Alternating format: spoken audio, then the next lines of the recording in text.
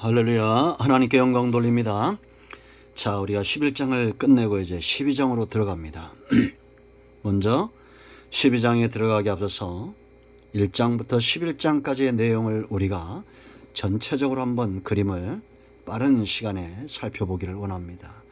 기도합니다. 하나님의 영광과 감사와 존귀가 하나님께 있습니다.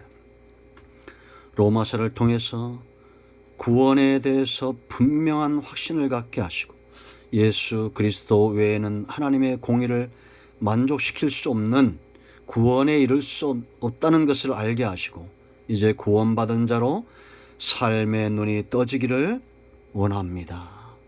예수님의 이름으로 사모하며 기도합니다. 아멘. 하나님께서 저와 여러분 모두를 축복하시고 로마서의 말씀들을 깊이 있게 열어주시기를 원합니다. 여러분, 로마서가 크게 두 가지를 이야기한다 그랬습니다. 1장부터 11장까지는 구원에 대해서 이야기합니다. 구원이 왜 중요합니까? 생명의 문제이기 때문입니다.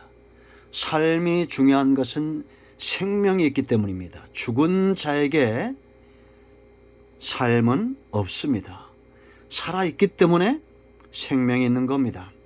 하나님의 나라에 속한 택한 백성들은 성경은 죽었다 하지 않습니다. 그들은 잠들었지만 마지막 날에 반드시 깨어날 것이고 이미 임한 하나님의 나라 예수님으로 인해서 주권이 회복되고 땅이 회복되고 백성들이 돌아오고 회복되기 때문에 하나님의 나라가 임한 것입니다. 그래서 우리는 구원에 대한 확신이 있어야 됩니다. 소신 있게 말할 수 있어야 됩니다. 오직 구원은 예수 그리스도로 말미암는다라는 겁니다.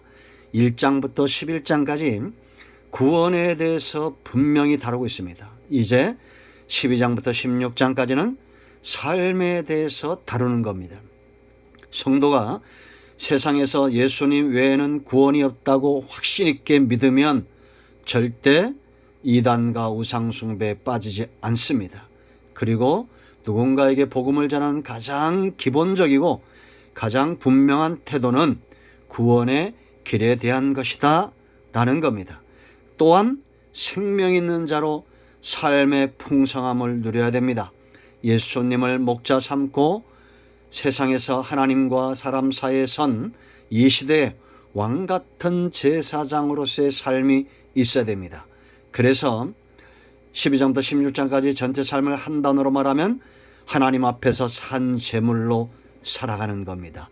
예수님처럼 제사장의 사역, 왕의 사역, 선지자의 사역을 감당하는 축복의 통로가 되는 겁니다. 하나님은 반드시 저와 여러분을 구원시키시고 저와 여러분의 삶을 통해서 일하실 것을 믿습니다. 자, 이제 우리가 1장 1절부터 17절까지 뭘 이야기하는지 복음이라고 했죠.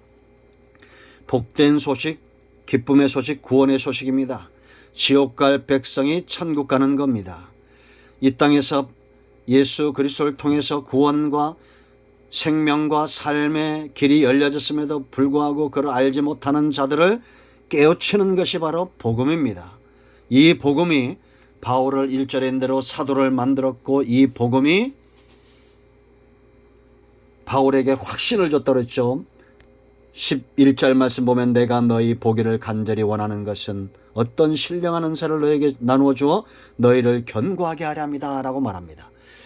바울은 예수님을 만난 사람이고 복음에 대한 확신이 있었고 성령의 체험이 있었고 그렇기 때문에 그는 어떤 상황에서도 이런 확신과 소신이 있었다는 거죠.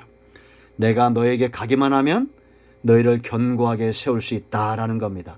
이 복음이 잘 나타난 것이 뭐라 했습니까? 5절인대로 그 이름이라고 했죠. 이름. 예수님이 태어날 때도 예수 그리스도란 이름, 임마누엘 이름, 또 우리가 잘 아는 대로 이사야 9장 1절로 7절에 있는 대로 6절과 7절에 기묘자, 모사, 전능하신 하나님, 평강의 아버지, 영존하신 아버지, 평강의 왕, 이런 이름들이죠. 구약에 보면 이름을 통해서 복음이 잘 나타나서 우리가 알 수 있어요. 이름대로 행하시겠다라는 겁니다. 자세하게 설명하지 않아도 알 겁니다. 그런데 중요한 것은 바울이 이러한 복음을 깨닫고 난 다음에 그의 중심의 상태가 어떠했느냐, 14절에 빚진 자라 했다는 거예요. 헬라인이나 야만이나 지혜 있는 자나 어리석은 자에게 다 내가 빚진 자라.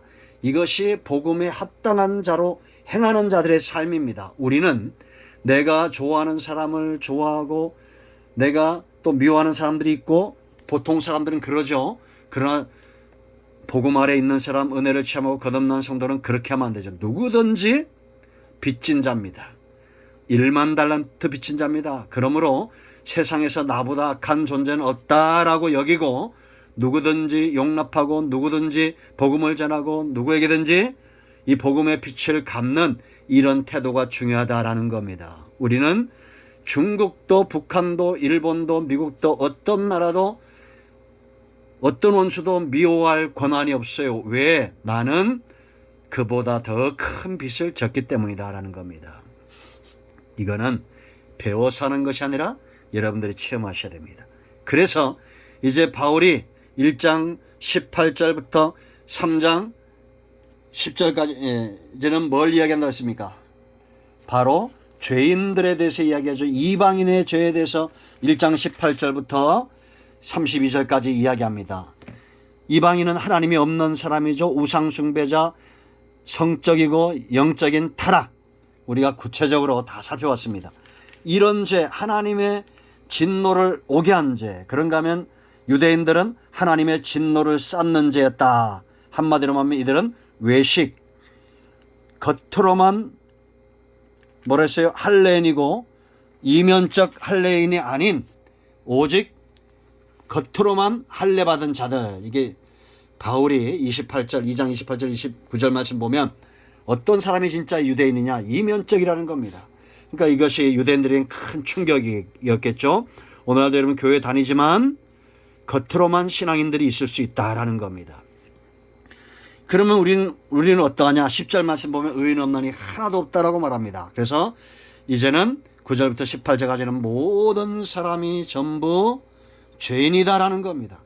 이방인이든지 유대인이든지 예수 믿지 않는 사람들은 전부 죄인인데 왜냐?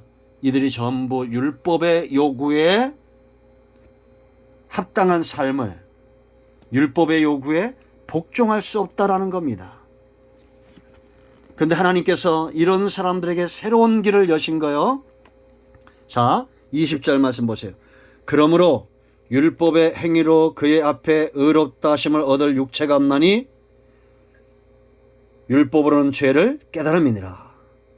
이해되시죠? 그러니까 이러면 이방이든지 유대인지 전부 죄 아래 있기 때문에 율법의 요구에 그대로 온전히 행할 수 있는 존재는 없다. 그래서 하나님께서 새로운 길을 여신 거예요. 21절 이제는 율법 외에 하나님의 한 의가 나타났으니 율법과 선자의 증거를 받은 것이라. 그 예수를 믿음으로 말미암는 모든 믿는 자에게 미치는 하나님의 의인이 차별이 없다. 당시에는 충격적인 말이겠죠. 유대인들에게는. 이제는 율법이 아니라 양심도 아니라 예수를 믿어야 의롭다 이긴다. 그런 믿는 자들 의롭게 하는 게 하나님의 의다. 3장 26절에 그렇게 말하고 있다라는 겁니다. 자, 그러면 이제 믿음으로 의를 얻는데 유대인들에게는 반론이 일어날 수 있다고 그랬어요. 믿음이 먼저냐 행함이 먼저냐 이런 거죠. 그래서 4장에서 아브라함과 다윗과 그리고 이런 아브라함처럼 믿음의 길을 걷는 24절 의로 여기심을 받을 우리도 이함이니, 그러니까 아브라함 다윗뿐만 아니라 믿음으로 의의 길을 걷는 모든 사람들이 전부 믿음으로 인하여 의롭다함을 받았다. 행함으로는 아브라함도 다윗도 자랑할 존재가 없고 하나님 앞에서 그 누구도 자랑할 수 있는 존재가 없다라는 겁니다. 할렐루야. 그러면 이렇게 구원받은 자들에게 열리는 삶이 있어요. 그 두 가지죠.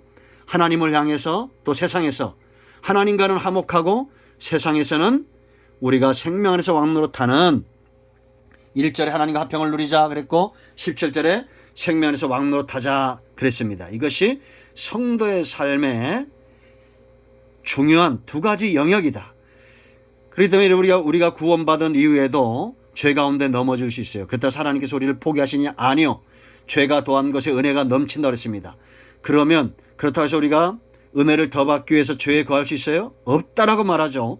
그래서 우리가 하나님과 화평하고 세상에서 왕노타는 이런 삶을 살기 위해서 중요한 세 가지가 6장과 7장과 8장에 있다라는 겁니다. 이 부분은 내일 더 묵상하도록 하겠습니다. 여러분 모두가 구원의 길에 대한 확신이 있어야 됩니다. 세상의 어떤 우상도 어떤 이단도 우리의 구원의 길을 열 수가 없어요. 오직 하나님 외에는. 왜냐? 예수님 외에는 율법의 요구를 이루신 분이 없습니다. 이 땅에 공자, 맹자, 석가모니 누구도 율법의 요구를 이룰 수가 없어요. 예수 믿어야 전부 율법의 요구가 이루어지고 율법의 요구가 이루어짐에 구원에 이르게 된다라는 겁니다.